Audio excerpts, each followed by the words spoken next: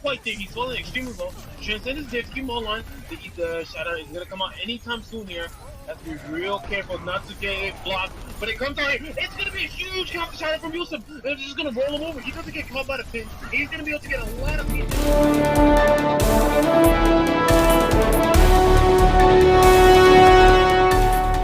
How does one even describe Season 1 Z9? What could have very well started as a dumpster fire very early on quickly turned into one of the most dominant forces the league has ever seen, and while they weren't quite able to hold it together long enough to claim a championship title, their impact on the league, and the Advanced Division in particular, will be remembered for seasons to come. Moving into Season 1, Z9 was set to be managed by Juice, the former captain and manager from Season 0. Interestingly enough, Juice decided not to protect any of his former players from the draft, rather opting to seek out many of the players from the former Open Division team known as New York Locals. This would include the likes of Yusuf, Gagbag, Reality, and Swaggy Turtle. Having 2/3 of the starting roster already familiar with each other is an obvious advantage over other teams just establishing synergy for the first time. However, equating Z9's success to just this would be severely understating the raw level of talent these ex-NYL players possessed. The only reason there was any uncertainty coming into this season was mostly because these star players were so incredibly volatile. Reality and Gagbag in particular had danced with the devil, so to speak, earning themselves a good number of disciplinary strikes before the season had even started. The threat of these players for which Z9 relied upon getting banned mid-season was very real, and even without the ban hammer being thrown down, it was also extremely probable that the team would fall apart due to the toxicity it brewed. We would all have to wait and see how they deal with such astronomically large personalities all under the same brand name.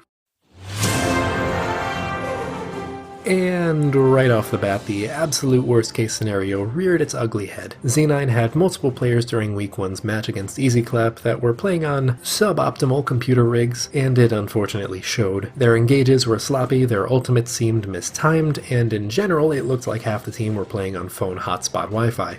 Because they were. Now, despite everyone expecting Z9 to come into the league swinging hard, the players self-reportedly were just looking to have some fun. That changed after Week 1. They wanted their revenge against EasyClap, and they made it their mission not to lose a single game for the remainder of the season. A lofty goal for sure, but the truly scary part is that everyone knew they were capable of it. The following week against Hangzhou Bark was a bloody massacre, by far the biggest stomps in the league's history, and it was borderline painful to watch. This part in particular was questionable, to say the least, and it has forced staff to consider what constitutes too much BM. But I digress. Z9 won 4-0 and rebounded just about as hard as you possibly could. Rumor has it that Cybersnip even logged on to Gagbag's account for Rialto during this series, but there's conflicting reports on the validity of these claims, and we have no way of proving it for certain, so we must move on from the team's supposed antics. Opponents fell left and right to the powerhouse that was Z9. Newt forfeited, Chengdu managed to take a map, but ultimately lost like the rest. It was Week 4's match that took this hype train and slammed on the brakes full force. Crest had consistently held the top spot in Advanced up to this point, and by then they were looking like the only team capable of putting a stop to Z9's rampage. The series went back and forth constantly, and in the end it was taken to the final round of Oasis for Map 5, down to the wire, where ultimately Z9, led by Reality's stellar Zomber play, pulled out the victory. This was arguably the peak of the team's success, though they would go on to win a majority of the remainder of the regular season.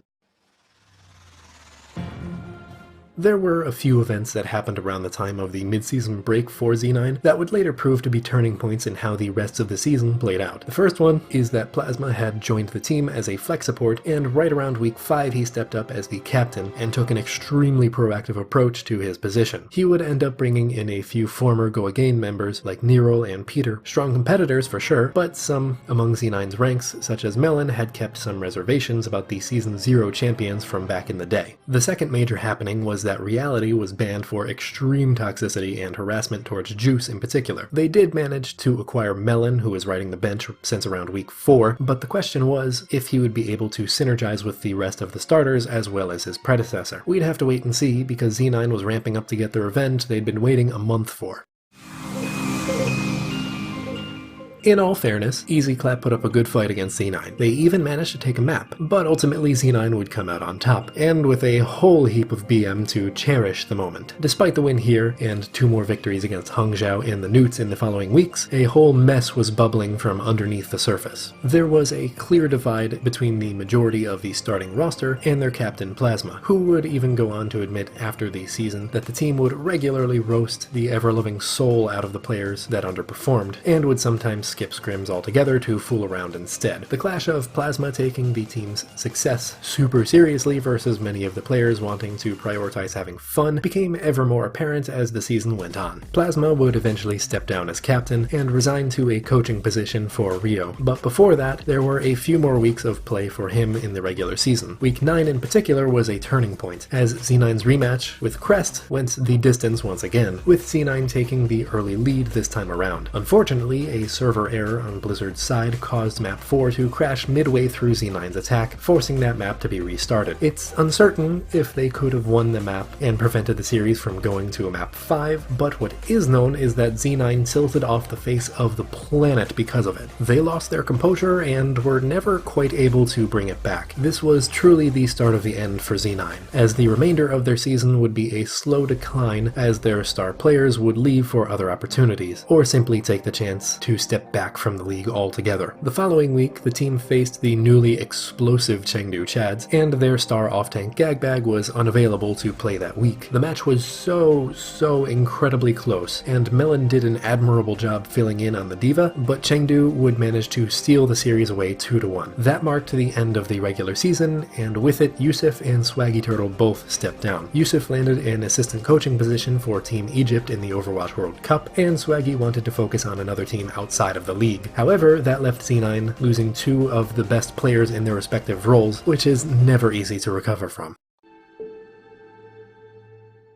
Z9 managed to finish the regular season in the 2nd place seed, so they were given a bye round for the playoffs. This meant they'd skip past the quarterfinals, and all they would have to do is win 1 game to make it to the grand finals, potentially getting their final rematch with their age-old rivals Crest. All the trash talk and self-claimed title of best team in the league could actually come true. Victory was so close. They just had to beat Cheng. They lost. They lost. Oh no, they lost so hard! What made this match so incredibly tragic and painful to watch is that despite having an incredible selection of talented players to act as backups for Yusuf and Swaggy Turtle, Taco, the main support, never even showed up to the game. This left one of the most dominant teams in all of Advanced to flounder around while swapping around between Adbon and Peter on main support. And even as the match moved on, the game had to be paused multiple times due to Adbon's faulty internet. It should also be mentioned, the team was so desperate for a sub that for a few maps they even tried to run their hitscan DPS on Mercy and Lucio. It was not pretty. Z9 lost 3-0, despite some incredible and valiant efforts from Gagbag and Bun, but it wasn't enough. The team had speedrun their way through the league early in the season, and now finished out with an awkward whimper. And while it doesn't do any good to wonder what might have been, we can at least look back and marvel at the insanity that was their season. Also, Juice, you didn't play me at all. Harry actually played infinite more maps than I did, because I played 0 maps. I'll be entirely honest, despite how their season ended, Z9 proved me wrong at just about every turn. I was well aware of the toxicity and volatility that ran amok in their ranks, and I was expecting Reality and Gag to get banned or just flat out leave within the first 3 weeks. But they managed to stick it out for a reasonable amount of time. Well, Reality went out exactly as I expected, but at least he made it to around the halfway mark. If you want a good amount of insight on what happened about the team in terms of internal structure, I'd recommend looking back at the mid-season Advanced Division Roundtable and the Z9 press conference. Despite not being talked about much during this video, Juice did have a concrete goal in mind that he discussed in those videos I just mentioned. It's unfortunate that a lot of the significant events in Z9 happened around Juice instead of being within his realm of control, but I guess you can't always account for the wild personalities like the ones he drafted. They were a mess. They were unpolished, and yet they were absolutely dominant at times. And despite all the problems they so obviously had, Z9 sometimes looked like the most impressive team in the league, whether that's due to a disgusting amount of talent, pre-established teamwork and synergy, or a combination of those. Season 1's Z9 is a team that I firmly believe we won't be forgetting anytime soon. B+.